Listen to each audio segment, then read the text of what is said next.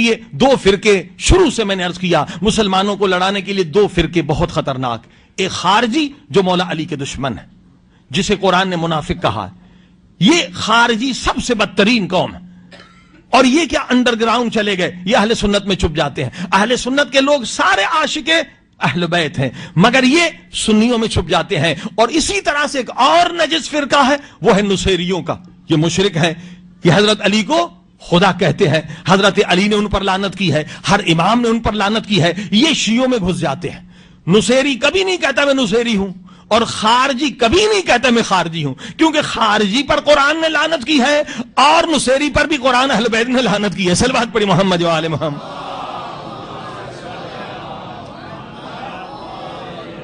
اور یہ کیا کراتے ہیں, ان کا کام ہے فتنہ کرانا, ان کا کام ہے مسلمانوں کو لڑانا. اور یہ کئی ایسی حرام چیزیں لے آتے ہیں.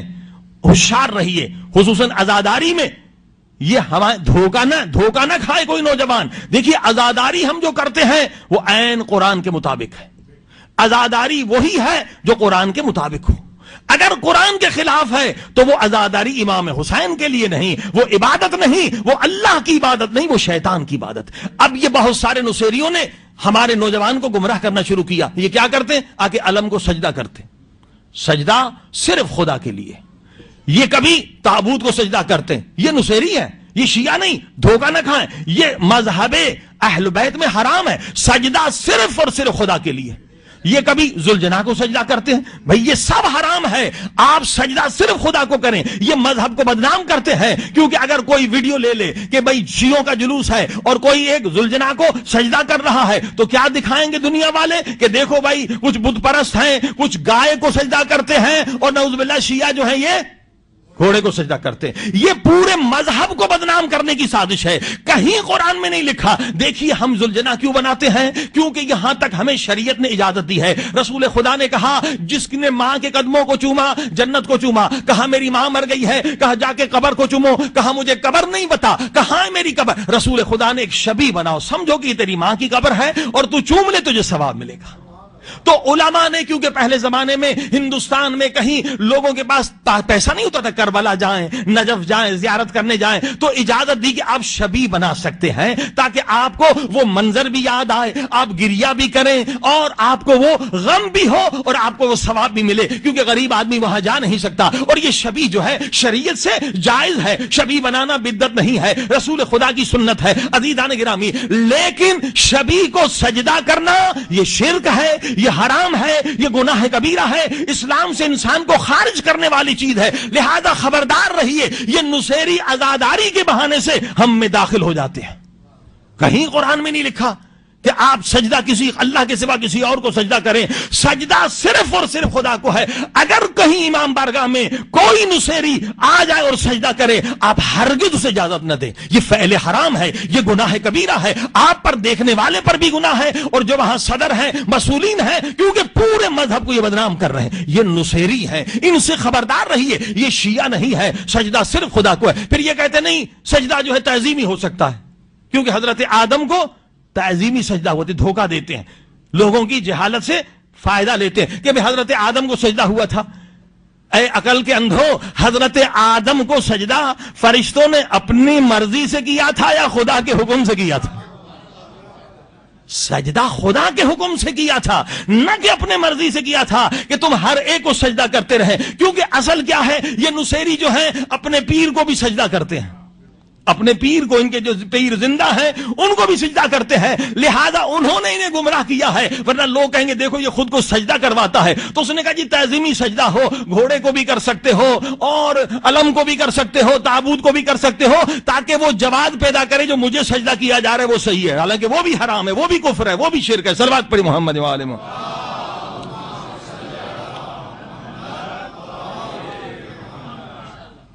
تو لہذا یہ عزاداری کے بہانے سے شرک اور کفر کی دعوت دے رہے ہیں. خبردار رہی. اور یہی لوگ ہیں جو فتنے کا سبب, یہی لوگ ہیں جو بلند آواز سے تبرہ کرتے ہیں, کھلے عام تبرہ کرتے ہیں. یہ قرآن کے خلاف ہے. قرآن کی صریحاً آیت ہے, کسی کے جھوٹے خدا کو برا بھلا مت کہو, کہیں کوئی تمہارے سچے خدا کو برا بھلا نہ کہے. یہ قرآن کی مخالفت کر رہے ہیں. اور جو چیز قرآن کے خلاف ہے وہ اللہ کی عبادت نہیں, شیطان کی عبادت ہے. یہ تبرہ کر کے شیطان کی عبادت کر رہے ہیں، نہ کہ خدا کی عبادت، کیونکہ امام جعفر صادق علیہ الصلوۃ والسلام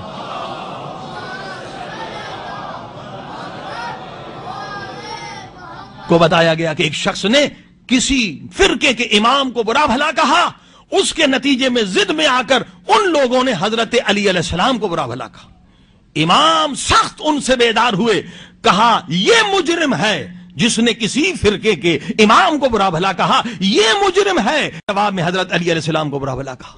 عزیزان گرامی، لہذا یہ قرآن کے خلاف ہے، تبرہ کرنا، تبرہ روڈ بنانا، یہ سراسر قرآن کے خلاف ہے، حدیث کے خلاف ہے، شریعت کے خلاف ہے، عقل کے خلاف ہے، کیونکہ اگر آپ کسی کو گالی دیں گے تو کیا وہ آپ کی بات سنے گا؟ یہ تو تبلیغ سے بھگانے والی بات ہے، یہ تو ڈس یونٹی پیدا کرنے کی بات ہے۔ میں نے کہا شیعہ حضرات ان نصیریوں سے خبردار رہے اور سنی حضرات خارجیوں سے خبردار رہے، کیونکہ خارجی حضرت علی کو تو برا بھلا نہیں کہہ سکتے، وہ حضرت علی علیہ السلام کے والد حضرت ابو طالب کو برا بھلا کہتے۔ صلوات پڑھی محمد و آل محمد۔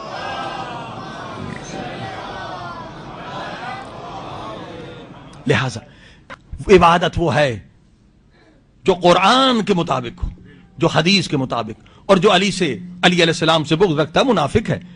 کئی حدیثیں ہیں اہل سنت کی کتابوں میں کہ سب سے بدترین درجہ جہنم میں منافق کا ہے، اور رسول خدا وہ حدیثیں ساری انشاءاللہ ٹی وی پر حوالے آتے چلے جائیں گے، سارے اہل سنت کے علماء نے لکھا کہ وہ منافق ہے جو حضرت علی سے بغض رکھے، یہ رسول خدا نے فرمایا۔ اور اسی طرح سے جس نے علی علیہ السلام کو برا بھلا کہا، رسول خدا نے کہا اس نے مجھے برا بھلا کہا، اور جس نے رسول خدا کو برا بھلا کہا اس نے خدا کو برا بھلا کہا، وہ دین سے خارج ہو جاتا ہے۔ تو نصیری بھی نجس ہیں، یہ بھی دین سے خارج ہیں، اور اسی طرح سے یہ خارجی بھی دین سے نجس ہیں، اور یہ دونوں چھپے ہوئے ہوتے ہیں، یہ دوسروں کو استعمال کرتے ہیں۔ یہ نصیری کبھی سادہ یا بے وقوف شاعروں کو یا دنیا پرست شاعروں کو استعمال کرتے ہیں کہ ایسے اشعار کہیں جو نصیریوں کی تعریف ہو، نصیریوں کی مذمت کی، ہر امام نے ان پر لعنت کی ہے۔ جو علی علیہ السلام کو خدا کہے وہ مشرک ہے، وہ نجس ہے، اس کے ہاتھ کا کھانا پینا جائز نہیں ہے۔ صلوات پڑھی محمد و آل محمد۔